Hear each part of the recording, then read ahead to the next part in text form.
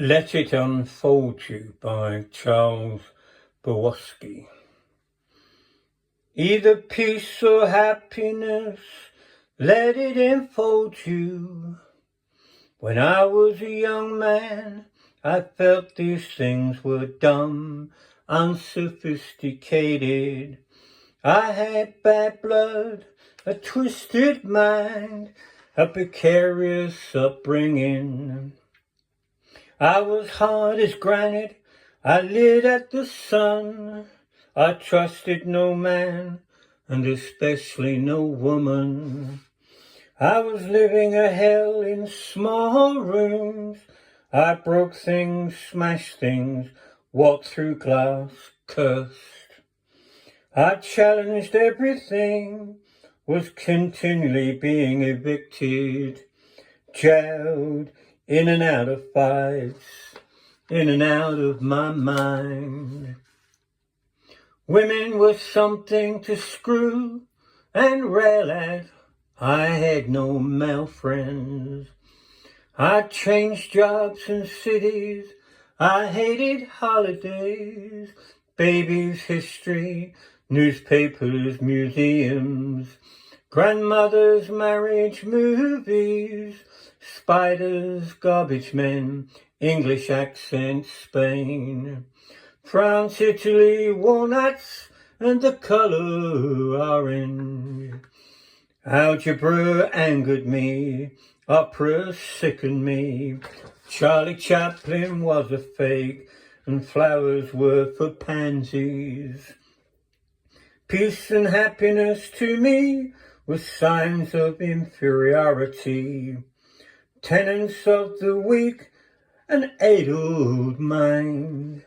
But as I went on with my alley fights, my suicidal years, my passage through a number of women, it gradually began to occur to me that I wasn't different from the others. I was the same.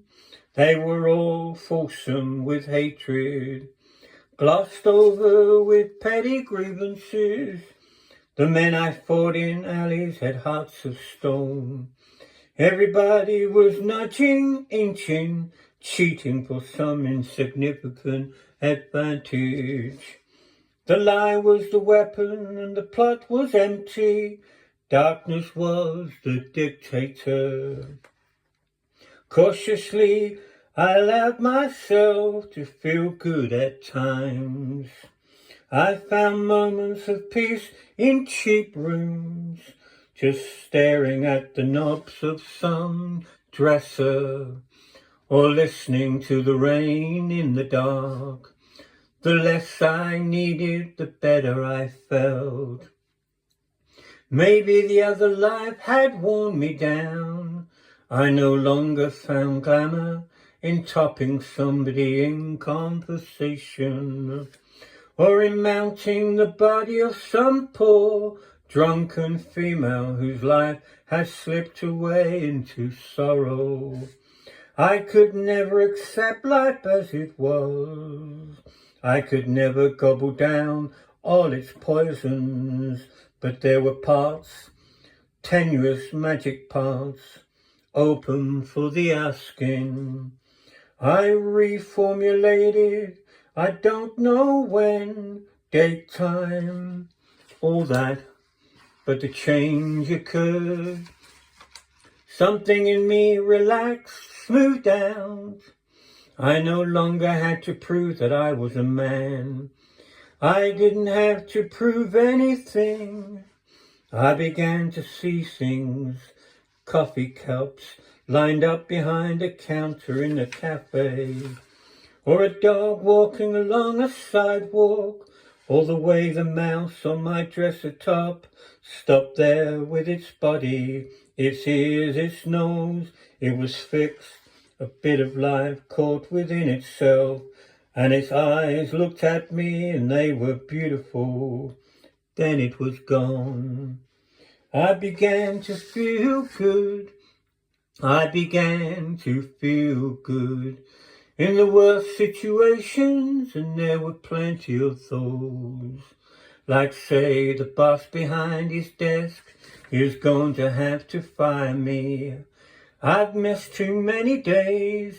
He's dressed in a suit, necktie, glasses. He says I'm going to have to let you go. It's all right, I tell him. He must do what he must do. He has a wife, a house, children, expenses, most probably a girlfriend. I am sorry for him, he is cold. I walk on to the blazing sunshine.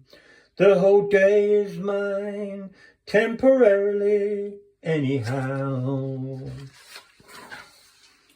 The whole world is at the throat of the world, everybody feels angry. Shortchanged, cheated, everybody's despondent, disillusioned. I welcome shots of peace, tattered shards of happiness. I embrace that stuff like the hardest number, like high heels breasts singing the works.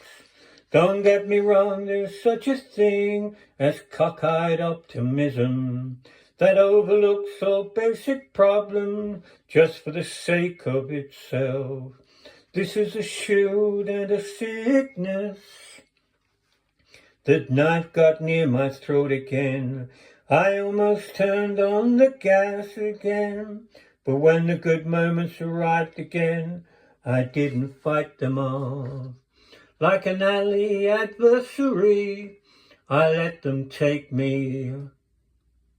I luxuriated in them. I bade them welcome home. I even looked into the mirror, once having thought myself to be ugly. I now liked what I saw, almost handsome, yes. A bit ripped and ragged, scars, lumps upturned, but all in all, not too bad.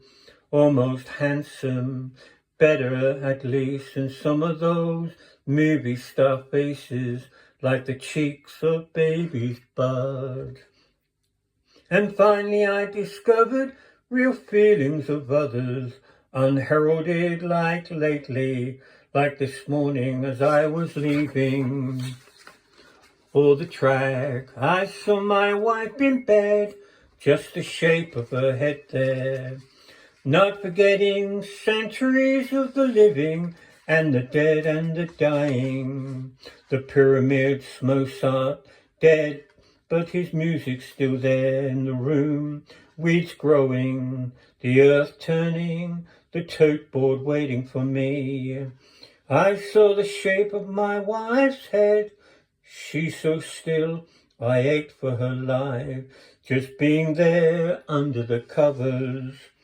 I kissed her in the forehead, got down the stairway, got outside, got into my marvelous car, fixed the seatbelt, backed out the drive, feeling warm to the fingertips, down to my foot on the gas pedal.